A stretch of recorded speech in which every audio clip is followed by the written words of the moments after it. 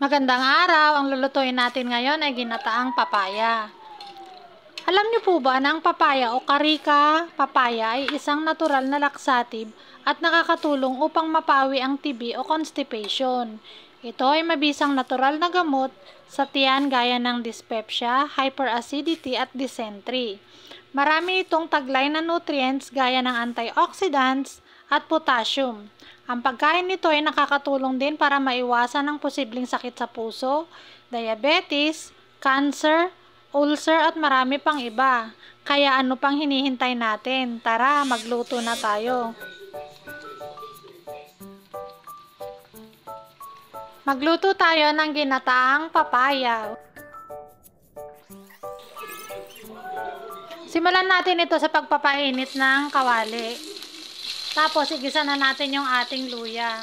Pag may luya lagi ang ginagamit natin, ay luya dapat na unang ginigisa para lumabas yung kanyang lasa. Sumunod na rito yung bawang at sibuyas. Pinagsabay ko na sila para hindi sila mag-away. Ayan, halo-haloyin lang muna natin. At pagkatapos, ay itabi muna natin dahil meron tayong dilis na isasangag. Opo, dilis po yung ating isasangag na panahog nito. Kasi nga po, tinapa dapat. Mas masarap po dapat ito sa tinapa. Kaya lang, dahil nga sa malayo ang tindahan dito sa amin at wala pang makitang tinapa, kaya gumawa na lang ako ng paraan. Ginawa ko na lang siyang dilis. Pero okay din naman po ang dilis. Masarap din naman po siya sa mga ginataan. Isangag lang po muna natin ng konti at saka ihalo na natin yung ating ginisang bawang, sibuyas at luya. Ayan, gaya po nang nakikita ninyo, ay magkakahalo na po sila. Isunod na po natin dito yung ating papaya. Kung nakikita nyo nga po, ay medyo hinog na yung ating papaya. Matigas pa po siya, pero may kulay-kulay na po siya na medyo mapula.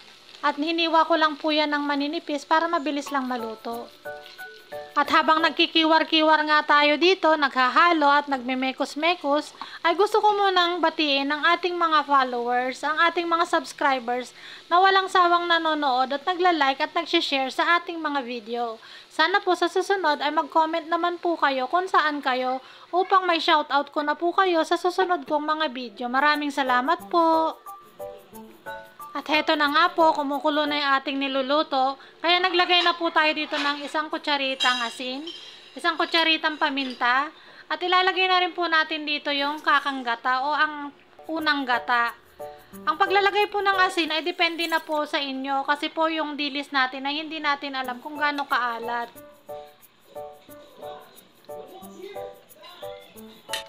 Maglagay din po tayo dito ng konting seasoning para naman magkaroon ng lasa yung ating niluto. Haluin po ulit natin. Ang sabi ko nga, ang sekreto ng masarap na pagluluto ay ang paghahalo. Tikman po natin at kung okay na, ay pwede na po nating isunod yung ating malunggay. Yung malunggay po na yan ay tanim ko. Hindi ko na siya masyadong nahimay dahil malambot naman siya. Haluin po ulit natin at pagkakulo nito ay pwede na. Sa mga hindi pa po nakasubscribe, palambing naman po. Paki-like, share, and subscribe na din po. Maraming salamat po. Luto na po ang ating ginataang papaya na may malunggay. Maraming salamat po sa panonood. Bye-bye!